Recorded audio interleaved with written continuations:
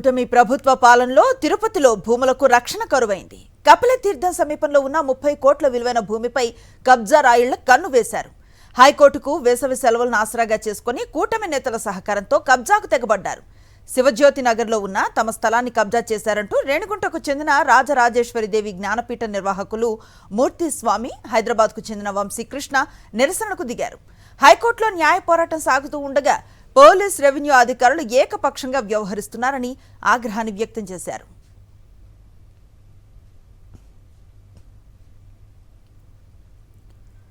తిరుపతిలో సాగుతున్న భూ కబ్జాకు సంబంధించిన మరింత సమాచారాన్ని మా ప్రతినిధి విజయమూర్తి అందిస్తారు. టెంపుల్ సిటీ తిరుపతి నగరంలో కూటమి ప్రభుత్వం అధికారంలోకి వచ్చిన తర్వాత విలువైనటువంటి భూములన్నీ కూడా ఆక్రమణకు గురవుతూ ఉన్నాయి.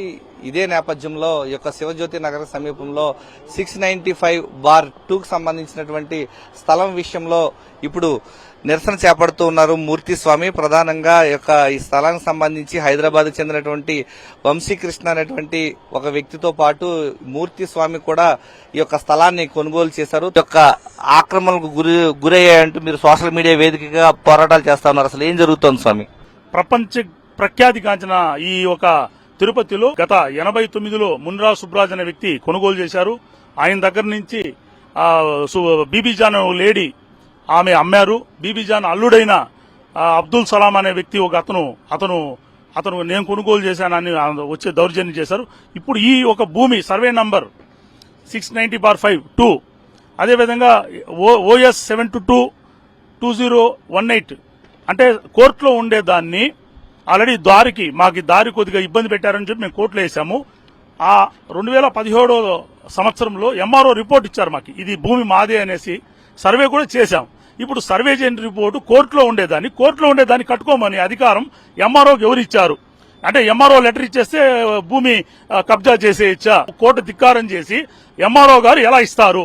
అంటే ఇలా భూ ఆక్రమణ అన్ని చోటు జరుగుతా ఉంది. తిరుపతి అనేక మందికి ఇలా జరిగింది. నాలాంటి వ్యక్తి, నేను శ్రీ రాజరాజదేవి జ్ఞానపీఠం నాది, నా పీఠాధిపతులకే న్యాయం జరగకపోతే సామాన్య ప్రజల పరిస్థితి ఏం? తిరుపతిలో నా భూమిలో వచ్చి ఇంతమంది దౌర్జన్యంగా నన్ను వచ్చి ఈ విధంగా కూటమి ప్రభుత్వంలో ఈ విధంగా నన్ను అన్యాయం చేస్తే నాకు న్యాయం యాడ్ జరుగుతుంది, నేను ఎక్కడికి వెళ్ళాలి?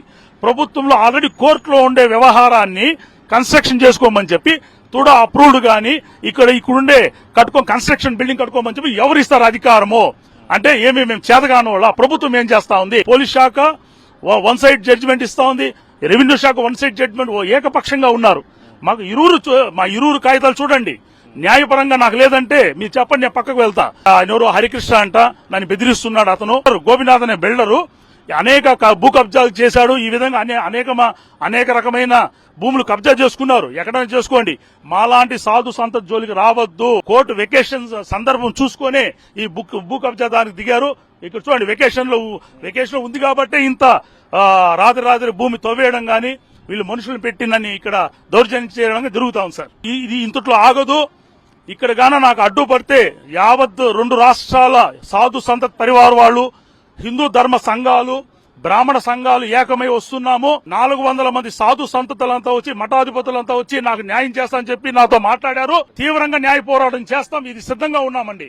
ప్రస్తుతం మనం చూస్తున్నాం మూర్తి స్వామికి జరుగుతున్నటువంటి అన్యాయం పైన తాను న్యాయ పోరాటానికి ఓవైపు చేస్తూ ఉంటే ఈ యొక్క కూటమి ప్రభుత్వం పాలనలో తనకు తీరని అన్యాయం చేస్తూ ఉన్నారని చెప్తున్నారు. ఓవైపు కోర్టు సెలవులు ఉన్న సమయంలోనే ఈ యొక్క బలవంతంగా భూముల్లో అక్రమంగా ప్రవేశించి అనధికారికంగా అనుమతులు తీసుకుని తమ యొక్క స్థలంలోకి కబ్జా చేసేందుకు యత్నిస్తున్నారంటూ మూర్తి స్వామి ఆవేదన వ్యక్తం చేస్తూ ఉన్నారు. కెమెరామెన్ ఎల్ఐతో విజయమూర్తి, సాక్షి టీవీ, తిరుపతి నుంచి.